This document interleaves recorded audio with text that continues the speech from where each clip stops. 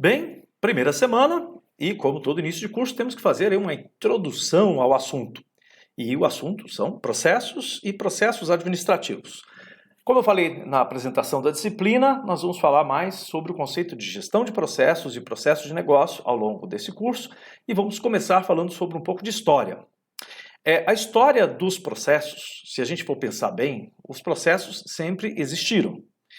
Os processos eles são executados de maneira formal ou informal.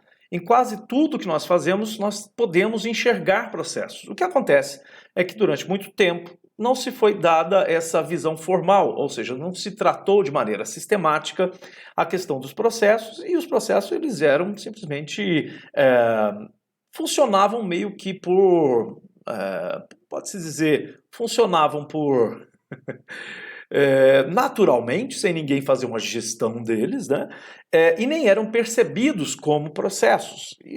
Até que, lá no começo da administração científica, é que se começou a colocar os olhos sobre os processos, ou seja, tem cerca de 150 anos que a gente começou a olhar para as atividades produtivas, as atividades econômicas, como uma sequência de processos e se começou então a estudar e colocar ciência sobre isso. Mas os processos sempre existiram, se a gente for olhar no passado, desde que o homem começou a produção agrícola, quando ele começou a fazer o escambo, né, você tinha processos que são atividades, tarefas que têm que ser executadas em uma sequência correta para que você tenha o objetivo, alcance o objetivo que você queria alcançar, e esses processos envolvem recursos, né, tem que ter investimento, que pode ser o investimento da sua energia, da sua força, né, força física, pode ser também um investimento em dinheiro, em equipamentos, hoje em dia diria em computadores, em softwares, em sistemas,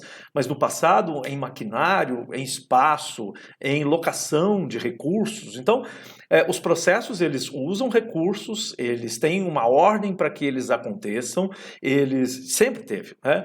Só que não se olhava para os processos com esse olhar específico. Mas isso já existe muito antes, até na história, até das artes, né? Você encontra as oficinas onde por exemplo, os escultores gregos, né, já tinham processos especializados dentro das oficinas de criação, por exemplo, das estátuas gregas. Você tinha pessoas que eram especializadas no processo de escultura de membros inferiores. Outra pessoa era especializada na escultura de vestimentas. Então, existiam várias pessoas com especialidades e essas especialidades eram distribuídas de acordo com a capacidade, ou seja, a gente fazia uma designação para as pessoas, olha, você vai fazer isso porque você é bom nisso, mas você só pode fazer isso depois que outra pessoa fizer a parte dela e depois que você terminar, outra pessoa vai fazer. Então, isso é uma gestão de processos, só que não tinha esse nome e as pessoas não olhavam de maneira científica, organizada para isso, era uma coisa meio que deduzida. A gente deduz e assume que a melhor maneira de fazer é essa, mas não existia um estudo, por exemplo, que dissesse se essa maneira era realmente a maneira melhor do que a outra de fazer as coisas. Simplesmente a gente, por tentativa e erro, o homem foi aperfeiçoando os seus processos sem dar esse nome de processo para as suas atividades. E essas atividades foram evoluindo e a gente começou a ser mais capaz de entregar mais resultado. E aí sim, lá no final do século XIX, começou-se a fazer, né, o que a gente chama hoje, né, de estudo de tempos e movimentos, que Frederick Taylor foi lá para dentro das fábricas e começou a observar os processos industriais, os processos de produção, uma prancheta na mão, um cronômetro na outra, uma canetinha e anotando, né, os processos de produção, onde começam, quem faz, quanto tempo demora, quantos recursos usam, qual é a ordem que esses processos acontecem. Então, quem estudou administração ou quem fez a introdução à administração já leu sobre isso, né? O estudo de tempos e movimentos é exatamente uma formalização da gestão de processos. É uma forma, aí sim, científica de observar os processos produtivos, de se dissecar ou decompor, que seria melhor, esses processos produtivos, e aí, a partir dessa decomposição, nas menores unidades, tentar recompor o processo todo, achando, então, a melhor combinação dessas atividades atividades, tarefas, processos, subprocessos, em processos maiores, que aí sim você encontrando através de pesquisa, né, de análise, encontrando a melhor maneira de executar as atividades. Mas isso começou lá na indústria, como eu disse, foi Taylor, um engenheiro dentro da indústria, dentro das fábricas, que aplicou esse conhecimento científico sobre gestão de processos. Ao longo do tempo, esse conhecimento que foi aplicado lá e que com toda certeza foi avaliado como de grande benefício, tanto que as indústrias, a partir do momento que aplicaram esses conhecimentos teóricos sobre gestão de processos lá na sua manufatura, elas aumentaram enormemente a sua produtividade. Isso, inclusive, foi questionado no Senado, no Congresso americano, quando, né, os resultados absurdamente melhores das indústrias começaram a surgir.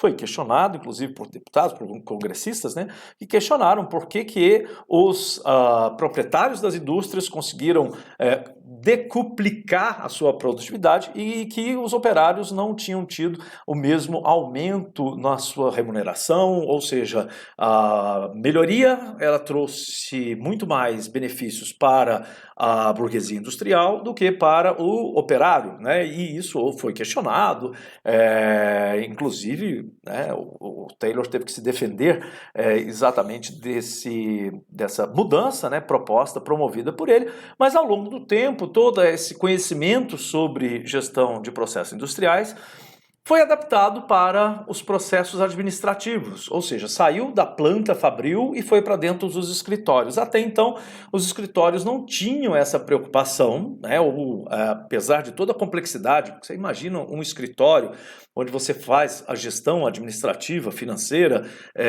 de recursos humanos, né, de uma empresa que naquela época tinha 50 mil, 80 mil, 100 mil, 200 mil empregados trabalhando numa fábrica e você tinha que ter toda a gestão de dados, de todas as transações que aconteciam dentro daquela empresa, sem ter computadores, né? Nós estamos falando aí do final do século XIX, começo do século XX.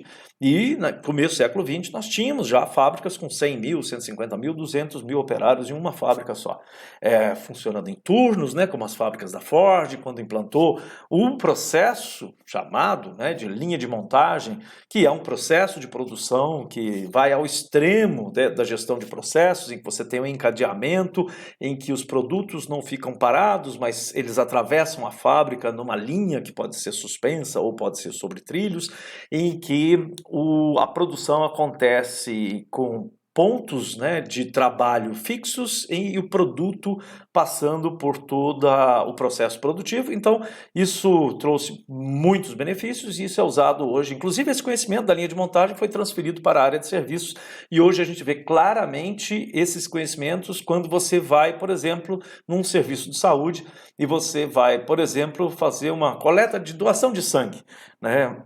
Você, nesse caso, é o produto que está passando por uma linha de montagem, você entra numa sala, você responde uma entrevista, depois você sai dessa sala e aí você deixou aquele posto de produção, foi para outro posto de produção, onde alguém vai coletar o seu sangue para verificar o tipo sanguíneo, depois você sai dessa sala, dependendo, né, de qual é o processo que foi organizado ali naquele posto de coleta, você vai ainda para uma outra sala, onde você vai responder outra entrevista, porque a primeira foi só para coletar os seus dados, como endereço, né, dados pessoais e tal. Numa outra sala você faz uma entrevista com o médico, porque vai ver a sua situação de saúde, vai medir a sua pressão, vai medir a sua temperatura, vai ver se você tem alguma doença que te impeça, né, de fazer a doação de sangue, para depois você ir para um outro posto de produção, e aí sim vão vir pessoas especializadas que vão fazer a coleta do seu sangue, e aí você ainda vai, ou na mesma hora, ou algum tempo depois, voltar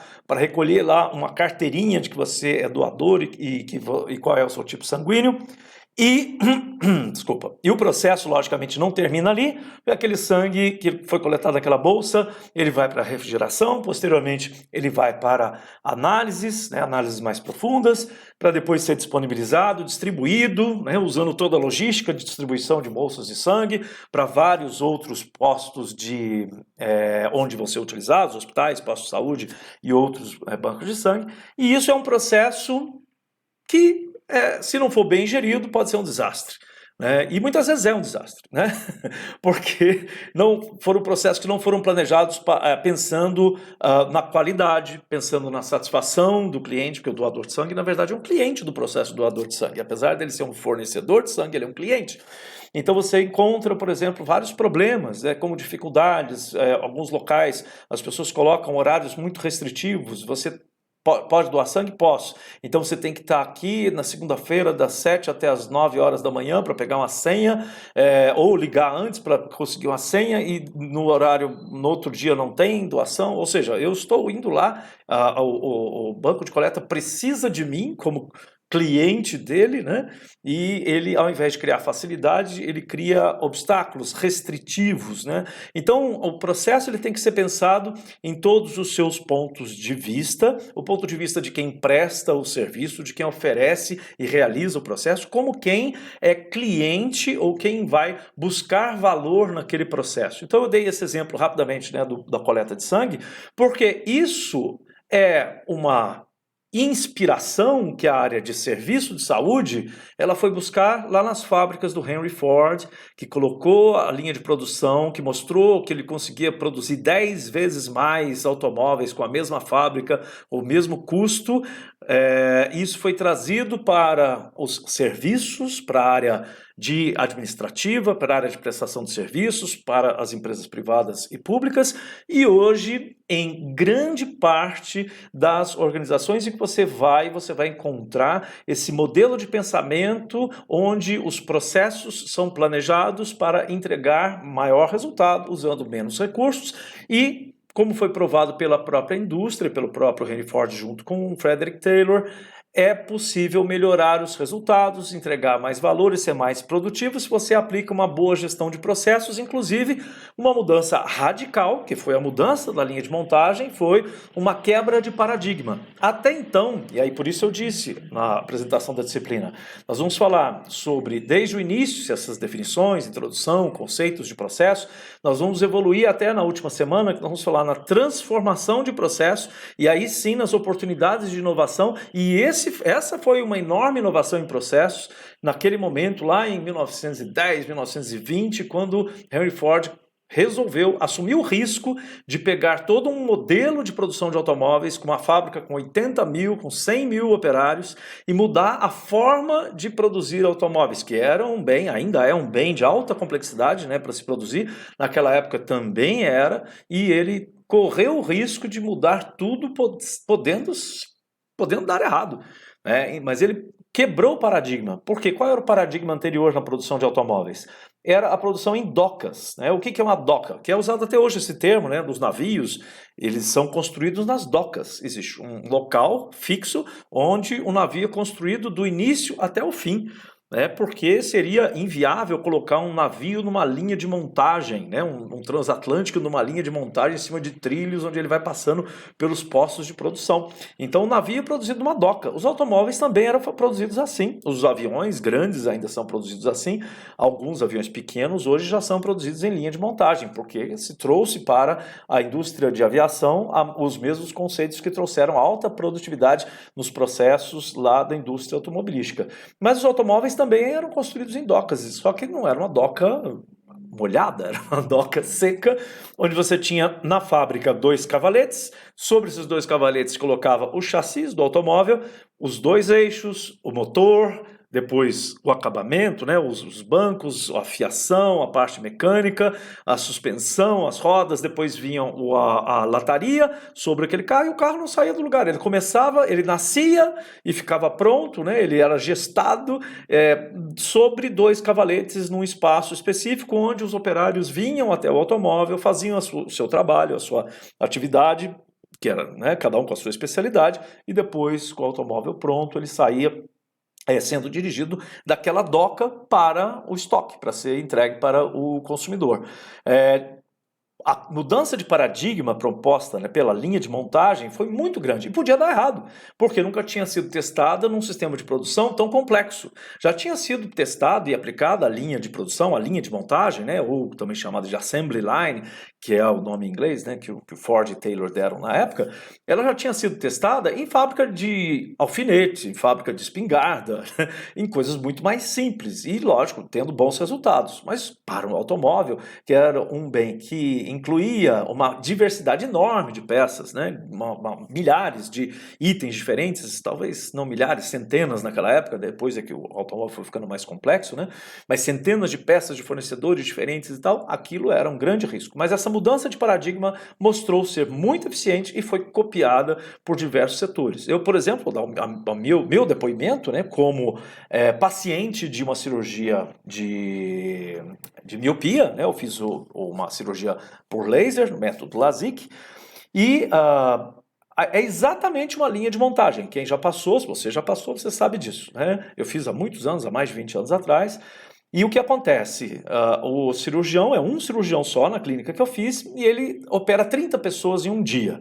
A cirurgia de ponta a ponta, desde a hora que você começa a fazer os exames até a hora que você sai já com o curativo, ela dura mais ou menos umas 3 horas. Aí você pensa assim, como é que um cirurgião só consegue fazer 30 cirurgias de 3 horas em um dia? É impossível, não cabe. É muita hora para pouco tempo. É que, na verdade, a linha de montagem, e aí já falando de gestão de processos, né? Se começou isso, quem pensou nisso primeiro e quem aplicou isso, quem quebrou esse paradigma, porque antes realmente o cirurgião ele ficava desde o momento do início da cirurgia até a hora do curativo junto com aquele paciente. E isso durante muitos anos, em vários setores da medicina, isso aconteceu desse jeito. Hoje, grande parte da medicina aplica o conceito de linha de montagem, então você encontra cirurgião cardíaco, neurocirurgião, por exemplo, que opera 10, 20 pessoas num dia, sendo que cada cirurgia dura 8 horas. Mas ele consegue por quê? Ele tem a especialidade dele que é feita durante alguns minutos, às vezes algumas horas, mas são poucas horas perto de todo o período que a pessoa está envolvida na cirurgia. Então, como eu disse, a cirurgia em si dura, para mim, paciente, cerca de 3 horas desde o primeiro exame que eu faço até a hora que eu saio com curativo.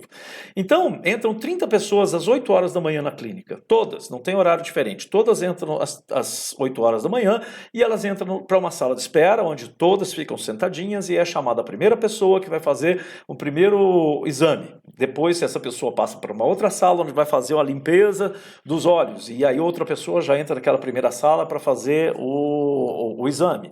E assim por diante, você vai passando de salinhas em salinhas, né? Depois vai numa outra sala fazer anestesia, até uma hora que você entra na sala de cirurgia. E aí, durante 7 minutos, você fica com o cirurgião, que é aquele momento necessário para fazer a cirurgia por laser nos seus olhos para você curar a sua miopia. Então, por isso ele consegue operar 30 pessoas em um dia de trabalho, que possivelmente não é nem 8 horas de trabalho, porque ele fica especificamente com aquela parte, que é a parte nobre, vamos dizer assim, da cirurgia, que só o cirurgião tem essa habilidade para fazer, tem esse treinamento para fazer, só ali naquela sala que tem um equipamento específico para fazer, que é caríssimo o equipamento. Então você tem um equipamento só, onde passam dezenas de pessoas, e aí você sai dali, vai para uma outra sala para fazer uma medida, outro exame para ver se deu certo, vai para uma outra sala fazer o curativo, e aí no final você sai. Então você, assim como o automóvel que entra na linha de montagem, você entra numa clínica de cirurgia de miopia e você é o produto que passa por vários postos de produção, cada um com seus recursos, tudo isso tem que ser planejado, você não pode ter gargalos, né, em processos. O que seria um gargalo? Vamos pensar da seguinte forma, vamos imaginar que cada um desses processos, cada salinha dessa, de maneira simplificada, vamos imaginar que cada sala que você passa, ela realiza um processo só. Na verdade, tem algumas salas que você faz vários processos. A gente poderia, então, dizer que ali tem um processo com subprocessos. Mas vamos imaginar que cada uma delas realiza um processo e você demora 10 minutos em cada uma delas. Mas tem uma sala, que é a sala, por exemplo, para fazer a limpeza do olho antes da cirurgia. E nessa o processo ele é mais demorado. Então você demora meia hora para fazer a limpeza. Todas as outras 10 minutos e essa meia hora. Essa sala possivelmente é o seu gargalo. Por quê? Ela restringe todo o fluxo. Se você, por um acaso, poderia, né, fazer 30 cirurgias por dia, se você, cada pessoa que for fazer o processo de limpeza demorar meia hora, você já tem 15 horas só para fazer a limpeza dos olhos das pessoas que vão passar pela cirurgia. Então, é impossível você, dentro de um período de 8 horas, né, imaginando que a clínica faça a cirurgia durante 8 horas por dia, Seria impossível caber essas 15 horas dentro daquelas 8 horas. E 10 minutos daria? Bom, 10 minutos daria. Então o que eu posso fazer? Será que se eu colocar 3 postos de limpeza, né, de sistema de limpeza dos olhos, eu consigo reduzir esse tempo para menos ou 3 pessoas atuando, né, nesse processo? Porque se eu colocar 3 pessoas, né, cada uma delas fazendo esse processo de limpeza, cada uma delas continuar levando 30 minutos, eu já consigo atender 3 pessoas a cada 30 minutos. Então eu reduzo o tempo final, porque vai sair mais pessoas, vão entrar pessoas e vão sair mais pessoas desse processo, e aí eu consigo agilizar o restante. Mas, será que eu consigo, colocando mais gente ou mais recursos nesse mesmo processo, reduzir o tempo de 30 para 10 minutos? Aí eu vou ter que fazer testes. Então, isso já é uma forma de fazer gestão de processo, que é você, primeiro, decompor o processo, depois analisar quais são os tempos, né, os recursos necessários em cada um desses processos, para depois decidir quais são as melhores maneiras, identificar quais são aqueles processos que são críticos, identificar aqueles que podem eventualmente ser os gargalos da produção. Aqueles processos críticos são aqueles que não podem atrasar, aquele que não pode haver nenhum problema, porque se houver um problema ele para todo o resto.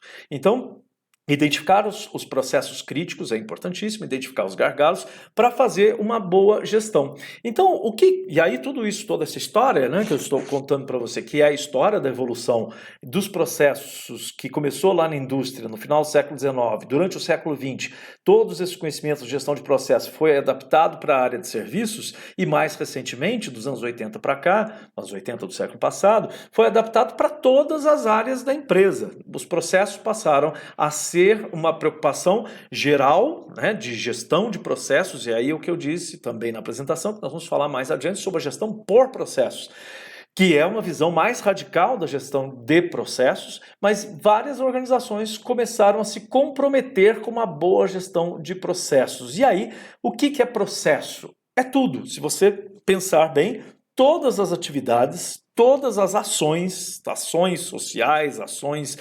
transacionais que acontecem, né, dentro e fora de uma organização, ela pode ser vista como um processo e ela pode ser decomposta em subprocessos. Esses subprocessos podem ser decompostos em atividades, que podem ser subdivididos em tarefas, até você chegar ao nível mínimo de detalhe, que nem sempre é necessário você chegar a esse nível mínimo, dependendo do que você quer, quando você está fazendo uma análise de processo. E onde você pode então começar a enxergar quais são os processos críticos, quais são os gargalos, quais são as oportunidades de melhoria, pensando em quê? No resultado do processo. E aí, bom, os processos são mais visíveis, são aqueles que são os processos finalísticos. Finalístico é aquele que entrega valor para o cliente final. Então, pensando bem numa cirurgia de miopia, quais são os processos finalísticos? É aquele em que eu, como o paciente, tenho contato com alguém que está me prestando serviço.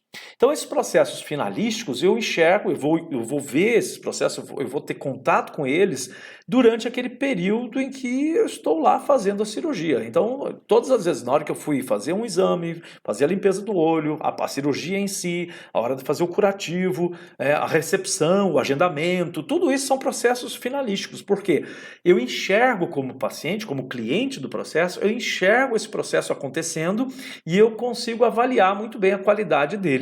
Mas para que aquilo ali aconteça, eu tenho uma série de processos que não são finalísticos, mas que precisam ocorrer.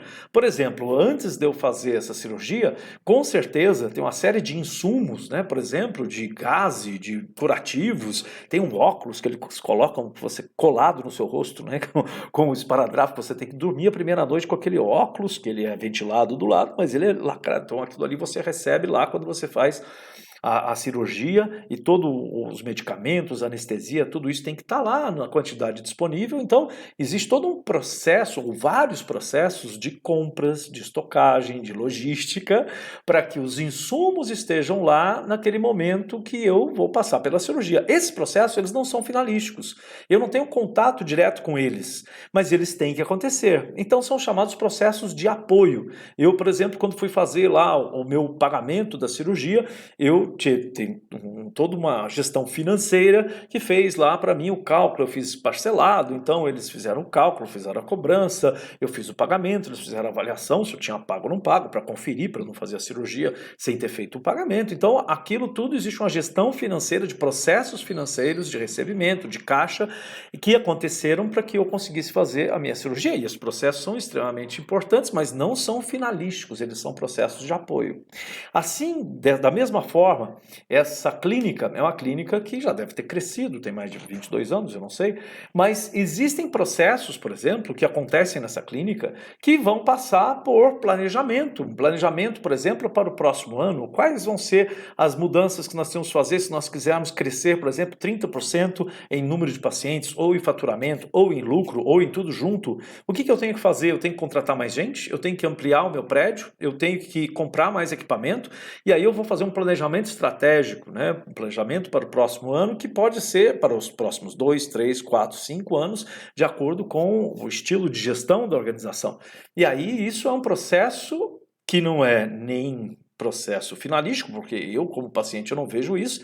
Ele é um processo de apoio também, mas ele é um processo gerencial, que não são as pessoas operacionais, os técnicos que realizam esse processo. É a alta gestão da organização, ou seja, proprietário, acionistas, né? No caso, diretoria, as pessoas que dirigem a organização fazem uma série de processos, né, de levantamento, de análise dos resultados anteriores para fazer investimentos, empréstimos, esse tipo de decisão passa por vários processos chamados processos gerenciais. Então aí nós temos 3 tipos de processos que a gente encontra dentro das organizações e, né, é muito comum, às vezes muda um pouco o nome, né, mas é uma classificação importante para a gente entender que existem processos finalísticos, chamados também de processos primários, e aquele que entrega valor direto para o cliente do processo, os processos de apoio, que acontecem na retaguarda e que são importantes, mas não são vistos pelo cliente do processo todo, do processo geral, e existem os processos gerenciais, que eles também são processos de apoio,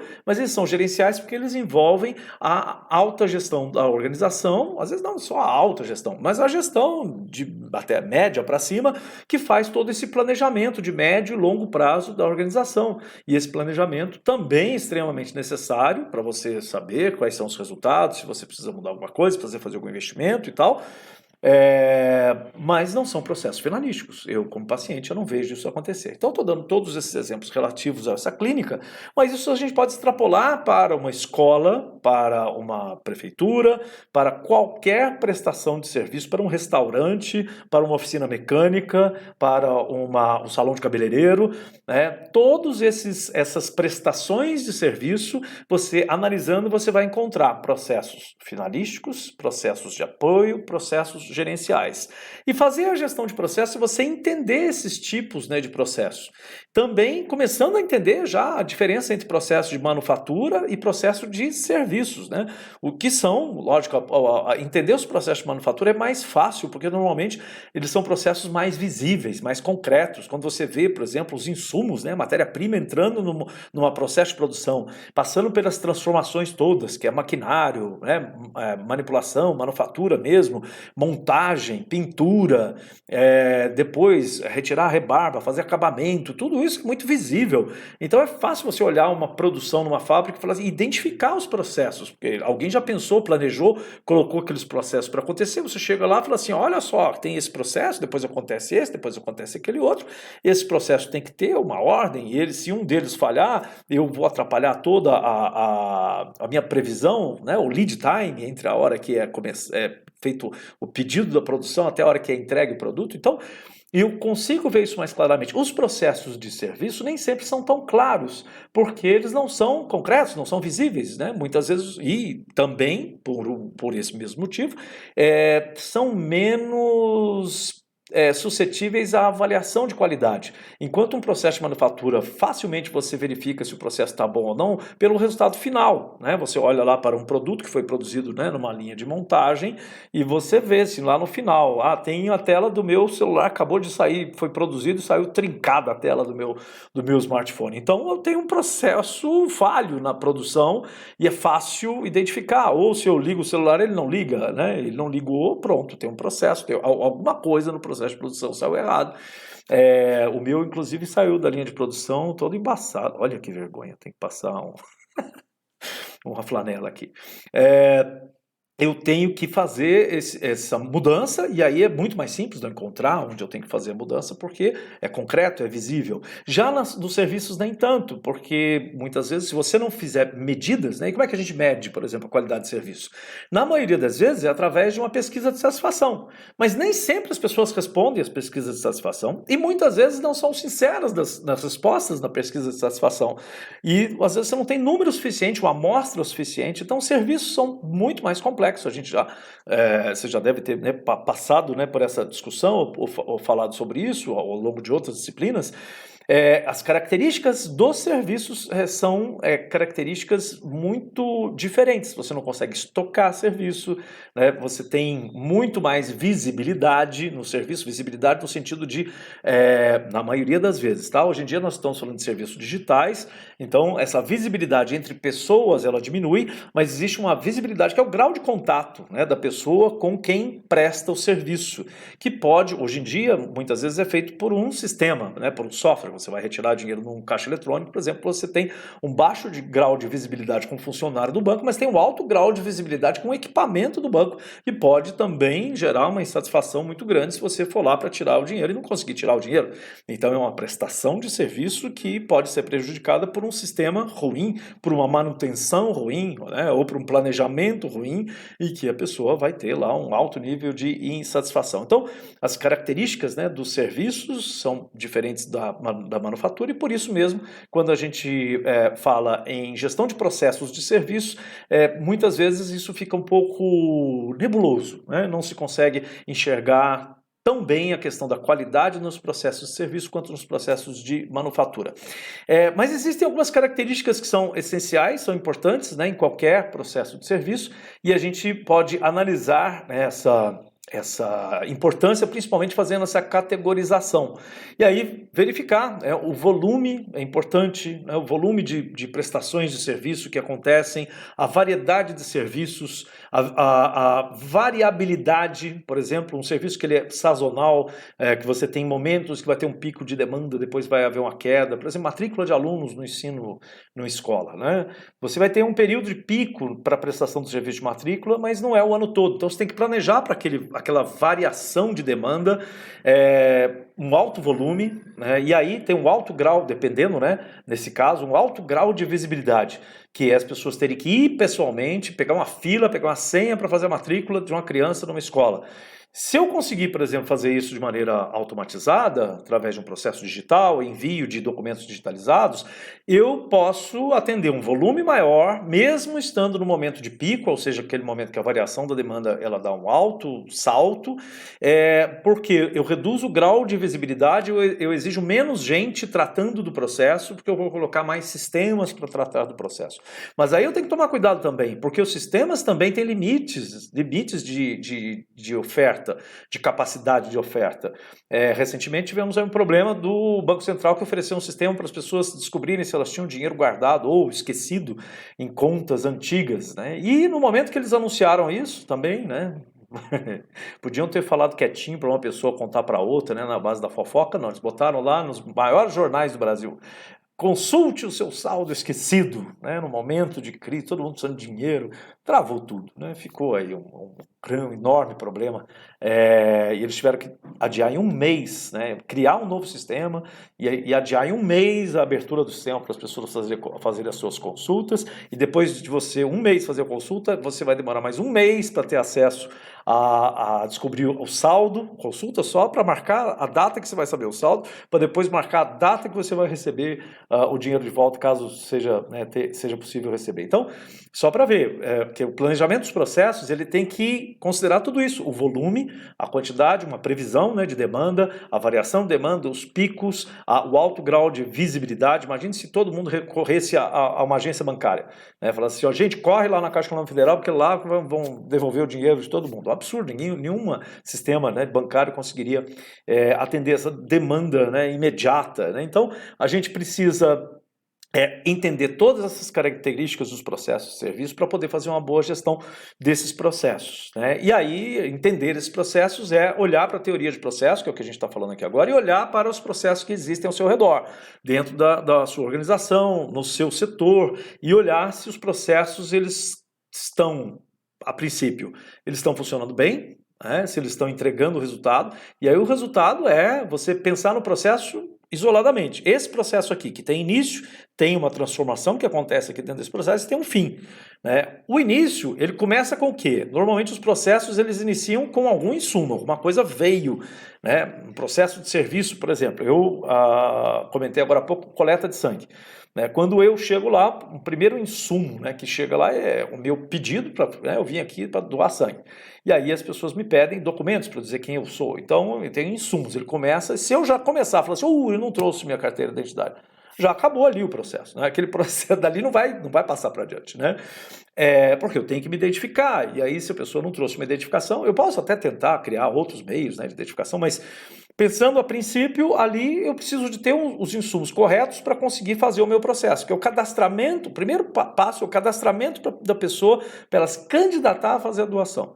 Então, se ela não trouxe um documento, eu não posso fazer esse cadastramento, então se o insumo não está ali, não está ok, não pode ser verificado, o processo de verificação não vai acontecer, e aí eu não consigo passar para o próximo passo. Aquele processo ele morre ali e vem outra pessoa. Próximo, né, e vem outra pessoa, e aí agora? Dá o documento aqui, vão fazer o seu cadastro, comprovante de residência, tal, o que for necessário, né? Então, ali você tem, e essa é a segunda pessoa, aí deu tudo certo, o que acontece? Eu passo essa pessoa para o passo seguinte, onde ela vai fazer lá os exames, né? Ela vai fazer lá, tirar o sangue para ver o tipo sanguíneo dela numa outra sala, né? Então, eu vou passar a bandeira, né? E esses pontos são muito importantes, né? Uma atenção muito grande tem que haver entre essas mudanças de responsabilidade. Porque a gestão de processo, e aí é algo importante sempre, né, que a gente está começando a falar agora, mas a gente vai falar bastante, os processos eles têm que ser avaliados de ponta a ponta, desde o momento que ele inicia até o momento que ele termina. No caso da coleta de sangue, desde que a pessoa chega, ou antes até. Vamos dizer que a pessoa teve que agendar para poder fazer a doação de sangue. Então, no momento que ela faz uma consulta e o agendamento para fazer, até o momento que ela sai de lá com o comprovante que ela doou sangue, normalmente um atestado, que ela pode tirar um dia de folga no serviço porque ela doou sangue, uma carteirinha, o sangue dela é tipo A, B, C, D. Não tem C e D não, tá? Você pode considerar que o processo, ele, de ponta a ponta, é esse, né? Pelo menos do ponto de vista do cliente, que é o doador de sangue. Do ponto de vista interno, né, que é a coleta para distribuição de sangue, você tem um outro processo concorrente acontecendo, ou seja, que acontece concomitantemente, que é o processo de capturar aquela bolsa que foi coletada ali, fazer o armazenamento, resfriamento, transporte e a destinação. É um outro processo de ponta a ponta, mas ele começa ali naquele processo, então um processo alimenta o outro, os processos dentro da organização, eles estão quase sempre interrelacionados, eles são interdependentes, e você, para ter uma boa gestão de processos, você tem que entender todas essas relações e tudo de ponta a ponta. Então eu não posso simplesmente considerar a pessoa que está lá fazendo vamos dizer assim, a pessoa que faz lá a coleta da gotinha de sangue, não sei se vocês já fizeram lá, aquele que faz só para ver o tipo de sangue, dá só uma picadinha na ponta do seu dedo lá e coloca numa plaquinha para ver se o seu sangue é A positivo, B, O e tal. Aquele é podemos dizer, um subprocesso do processo como um todo. Vamos dizer que acabou o insumo, eu não tenho mais agulhinha para fincar na ponta dos dedos das pessoas. E a agulha é descartável, óbvio. Né? Então, o que eu posso falar assim? Olha, acabou a agulha, não vai ter hoje mais jeito de avaliar o tipo sanguíneo. Então, o que acontece? Vai parar tudo, porque eu não posso passar para adiante, né, da consequência do processo sem ter visto qual é o tipo sanguíneo da pessoa que está aqui fazendo a doação de sangue. Então, você fala assim, o meu subprocesso estava tudo ótimo. O que aconteceu é que faltou, o processo que eu tomo conta dele aqui, né? É que faltou a agulhinha para fazer a coleta de sangue. Não tem agulha, não tem processo, né? Mas eu fiz a minha parte. Então, esse tipo de visão, apesar de a gente encontrar, às vezes, as pessoas, né, justificando os problemas do processo por causa de um elemento, isso não pode acontecer, porque alguém tem que cuidar do processo para que isso nunca aconteça. E por isso mesmo existe uma figura que a gente vai falar mais adiante, mas que a gente já vai começar a falar dela agora, que todo processo tem que ter um dono ou dona, né? Tem que ter alguém que é o gestor do processo. E a pessoa que cuida para que o processo funcione bem de ponta a ponta. Porque muitas vezes, realmente, quem está no meio do processo não sabe o que acontece antes, não sabe o que acontece depois. Isso não deveria acontecer. Todo mundo deveria saber qual é a entrega de valor de ponta a ponta para que todo mundo ajudasse a fazer a gestão do processo. O que acontece é que algumas vezes isso não acontece. E aí você tem que ter uma pessoa que é responsável, né, que não é chefe das outras, e por isso mesmo a gente vai falar mais sobre isso na segunda e terceira semanas, que você tem que mudar a visão da organização. Quando você começa a fazer gestão de processos e passa então para um passo mais radical, que é a gestão por processos, a visão da organização ela tem que mudar. O jeito como você faz a gestão, a liderança, a designação de responsabilidades para as pessoas, porque mais importante do que a posição da pessoa no organograma é a posição dela dentro dos processos, é a posição aonde ela está dentro de cada processo do qual ela participa, e as pessoas participam de vários processos dentro da organização, e em alguns processos essa pessoa vai ser a dona do processo. E aí, qual é a responsabilidade, quais são a responsabilidade mesmo, quais são as obrigações, né, os deveres de quem é dono de um processo. É avaliar a sua qualidade o tempo todo, fazer o monitoramento, né, a partir de indicadores claros que indiquem se o processo tem a qualidade que se esperava que ele tivesse, avaliar oportunidades de melhoria nesse processo, do qual ele é dona, e promover as alterações necessárias, né, para tanto a manutenção, a boa manutenção, como as alterações para a melhoria daquele processo. E isso tudo são assuntos que nós vamos falar bastante aí nas próximas semanas, né? Então hoje é só uma um pré-papo, né? E os processos, lógico, todos os processos são importantes, mesmo que os finalísticos eles são mais visíveis, e aí muitas vezes as pessoas pensam, então eu tenho que me preocupar mais com os finalísticos do que com os processos de apoio. Não, todos eles são necessários, só que os finalísticos eles têm uma visibilidade tão grande que eles são críticos. Se eles falharem, não adianta nada os seus processos de apoio estarem lindos, funcionando, engraxadinho, bonitinho, porque o finalístico é a cara do seu serviço, é a cara da qualidade do seu processo. E a gente tem algumas expressões antigas, né, que a gente fala, repete, ouve, né, que são coisas antigas, são verdades. A primeira impressão é a que fica. Então, se uma pessoa vem para consumir, usar um serviço que você presta, e esse serviço ele é um conjunto de processos, e você tem um processo finalístico que falha, e a pessoa vai lá e vai contando que ela vai ter aquele serviço e ela tem uma decepção, né? Você, por exemplo, vamos imaginar esse sistema que eu falei agora há pouco do procurar dinheiro esquecido em banco, né? Você leu tudo que tinha lá no site do Banco Central, pegou todas as instruções, o Banco Central fala para você, vá tal dia no Banco do Brasil, apresenta esse documento, esse protocolo, né? Ou então,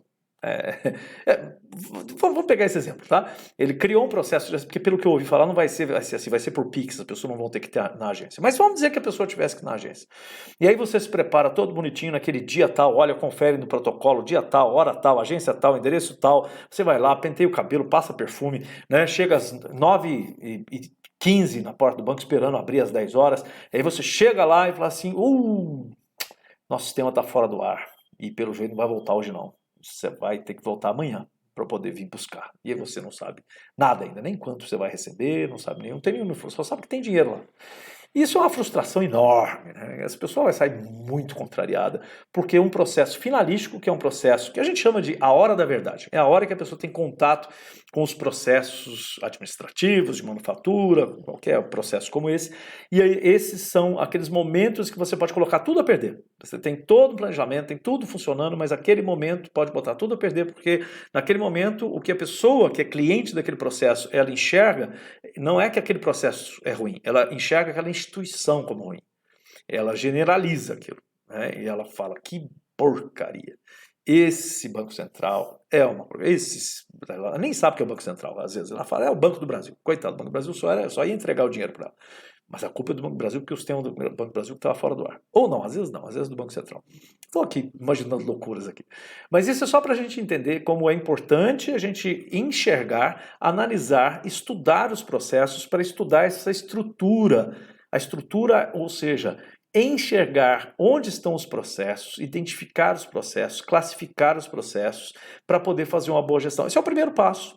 Né? E cada processo ele entrega o quê? E ele está entregando isso? Ele tinha que entregar o quê? Né? Lá do lado final do processo. Então, analisar os insumos, a realização, quem realiza, os equipamentos que são necessários, se é que é necessário, os procedimentos, as tarefas e tal, e o resultado. E aí você consegue entender onde há pontos de risco, onde há pontos com oportunidade de melhoria, onde há ameaças, né? E isso hoje em dia tudo ficou um pouco mais, vamos dizer assim, não é que ficou mais fácil, mais visível ou mais gerenciável, graças a muita tecnologia que a gente utiliza hoje. Grande parte dos nossos processos, eles acontecem de maneira digital, então isso traz alguma agilidade, coisas que eram manuais, que eram papéis armazenados em gaveta, hoje não existem mais, mas lógico que tudo isso tem que ser muito bem planejado, porque só digitalizar o que você já tem não garante melhorar a qualidade.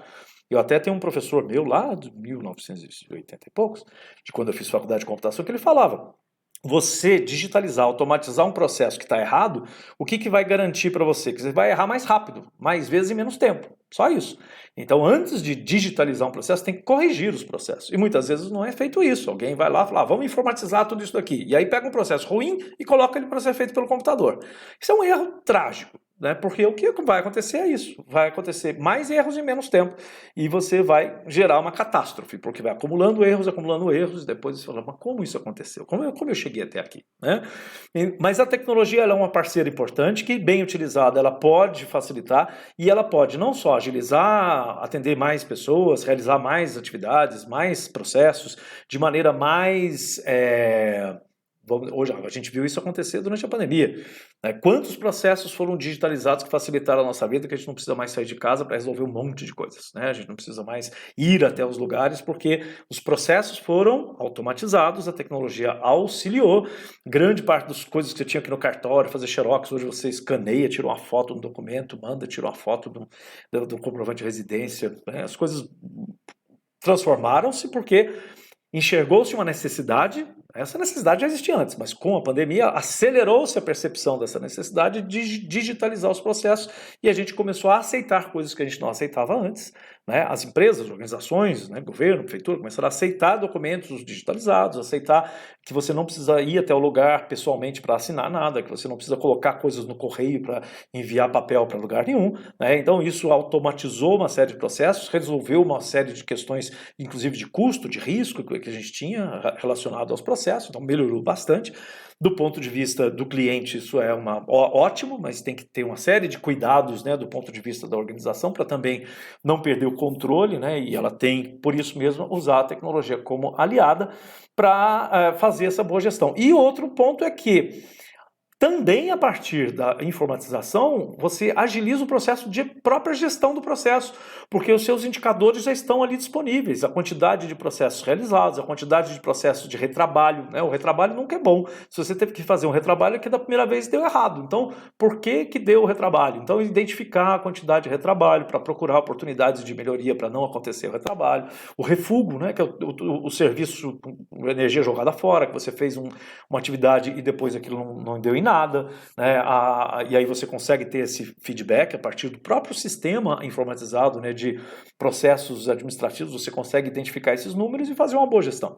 Né? Que afinal de contas, gestão é isso, é você saber o que está acontecendo a partir de indicadores, a partir de números, para poder agir sobre esses números. Lógico, não é só isso, planejar a mudança, né? É fazer o ciclo PDCA. Né? Plan, Do, Check, Act. Vamos planejar, vamos executar aquilo que a gente planejou, vamos check, vamos analisar, ver se a gente executou a coisa certa, planejou e executou a coisa certa, e act, vamos agir para corrigir. Isso é administrar, né? E a administração de processos, ela só vai ser eficiente, só vai dar resultado se você tiver números, se você conhecer os resultados a partir de indicadores, isso é tudo importantíssimo, e com uma boa gestão de processos, ela só vai acontecer também se você tiver números. Então, essa é uma primeiro contato aí, primeira aula nossa, né, sobre gestão de processos. Leiam esse artigo que eu comentei, né, na abertura, que é um artigo de 2020, mas que vale a pena porque ele é uma apresentação bastante boa do que são processos, e o artigo se chama As empresas são grandes coleções de processos, né? As organizações são grandes coleções de processos.